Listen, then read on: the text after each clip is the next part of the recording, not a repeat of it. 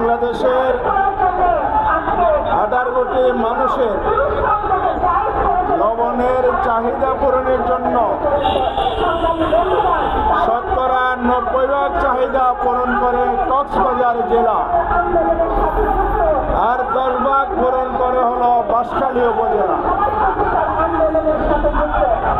এই লবণ উৎপাদন কক্সবাজারবাসীর একচ্ছত্র অবদান বলা যায়। এই উৎপাদনের সাথে 50,000 চাষি মাঠে ময়দানে ধান জড়ায় রোদে বৃষ্টিতে কঠোর পরিশ্রমের মাধ্যমে লবণ উৎপাদন করে থাকে। আর এই লবণ শিল্প এবং লবণ উৎপাদনের সাথে ব্যবসায়ী, ভূমি মালিক এবং তাদের পরিবার মিলে এখানে প্রায় 10 লক্ষ মানুষের রুজি রোজগার জড়িত। এই লবণ উৎপাদনের সাথে জড়িত লক্ষ লক্ষ মানুষ আজকে দুর্বিষহ এবং কঠিন হতাশা এবং কষ্টে নিমজ্জিত রয়েছে। এর কারণ হচ্ছে বিগত ফ্যাসিবাদী সরকারের ভ্রান্ত নীতি, দুর্নীতি, অসাধু ব্যবসায়ীর নামে সিন্ডিকেট গড়ে তোলে আমাদের দেশীয় শিল্পকে ধ্বংস করার পায়ে তারা। আমরা জানি বেসিকের যে রিপোর্ট আছে সেই রিপোর্ট অনুযায়ী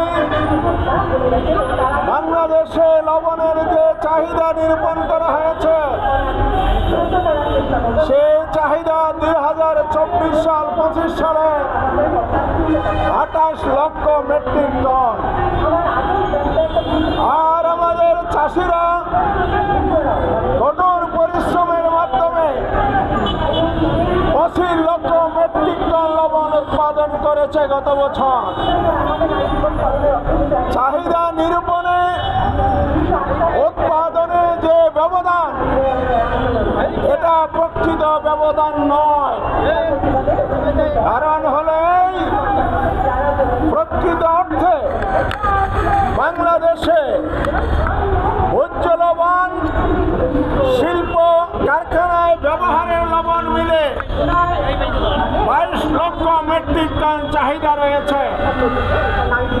আরো 6 লক্ষ মেট্রিক টন কাগজে কলমে মিথ্যা তথ্য দিয়ে বাড়িয়ে অসাধু ব্যবসায়ীরা সিন্ডিকেট বিদেশ থেকে লবণ আমদানির মিথ্যা যৌক্তিকতা প্রমাণ করার চেষ্টা করে বিদেশ থেকে লবণ আমদানি করে।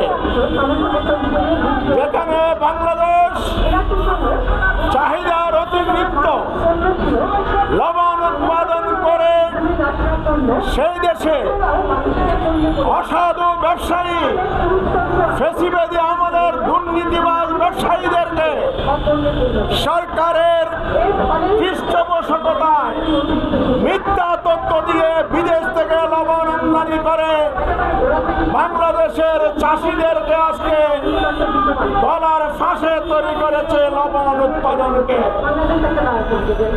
আজকে আমরা বলতে চাই এখনো বাংলাদেশে বিগত কয়েক বছরের মাঠ পর্যায়ে যে মজুদ আছে, শিল্প কারখানায় মজুদ আছে, বেশি গোডাউনে মজুদ আছে, সেই মজুদ অনুযায়ী 10 লক্ষ মেট্রিক টন এখনো উদ্বৃত্ত আছে লবণ।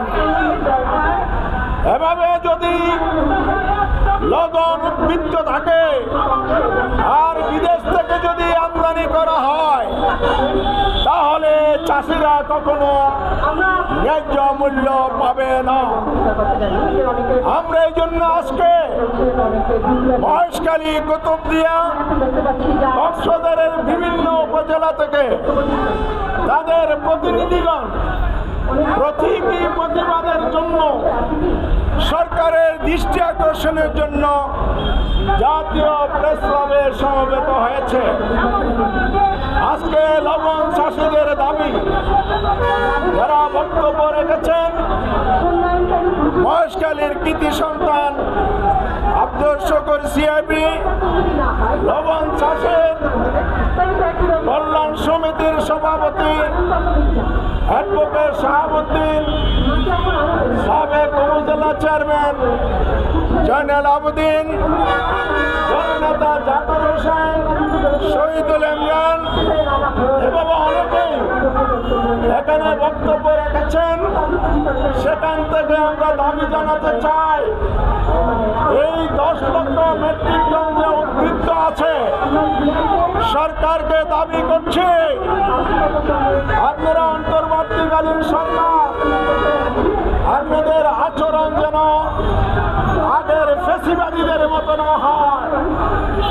ফেসিবাদীরা যেভাবে অসাধু ব্যবসায়ীর সিন্ডিকেট গঠন করে মাঠ পর্যায়ের চাষীদেরকে, লবণ শিল্পকে ধ্বংস করে দিয়েছে, সেই পথে পা বাড়াবেন না। অবিলম্বে বাংলাদেশ থেকে বিদেশে লবণ রপ্তানির সিদ্ধান্ত গ্রহণ করুন। উদ্বৃত্ত লবণ মজুদ রেখে লবণের মূল্য হ্রাস না করে আপনাদেরকে রপ্তানির সিদ্ধান্ত নিতে হবে।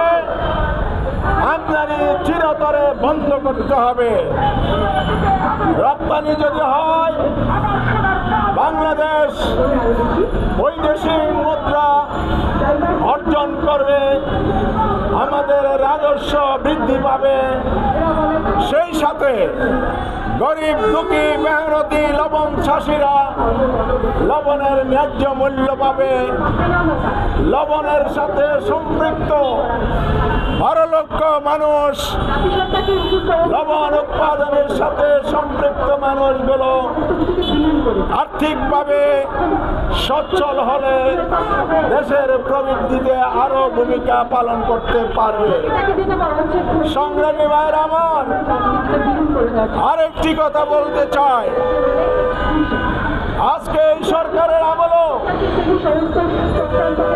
লবণ চাষীদের দাবির প্রেক্ষিতে আমদানির সাময়িক নিষিদ্ধ থাকলেও অসাধু ব্যবসায়ী শিল্পের মালিকগণ কেমিক্যাল আইটেম আমদানির নামে লবণ সংশ্লিষ্ট যেসব রাসায়নিক পণ্য আমদানি করা হয়, সেটার ডিক্লারেশনের অধীনে ইতিমধ্যে 10 লক্ষ মেট্রিক টন মিথ্যা তথ্যের ভিত্তিতে আমদানি করা হয়েছে লবণ।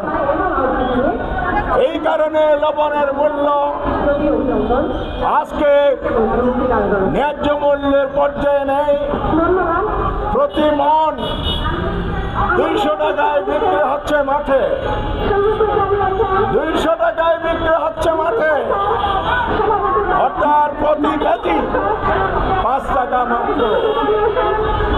আর শিল্প কারখানা থেকে প্যাকেটজাত হয়ে 1 কেজি লবণের মূল্য বাজার থেকে কিনতে হচ্ছে 40 টাকায়, মাঝখানে আরো 35 টাকা। এটা উৎপাদন খরচ হতে পারে না।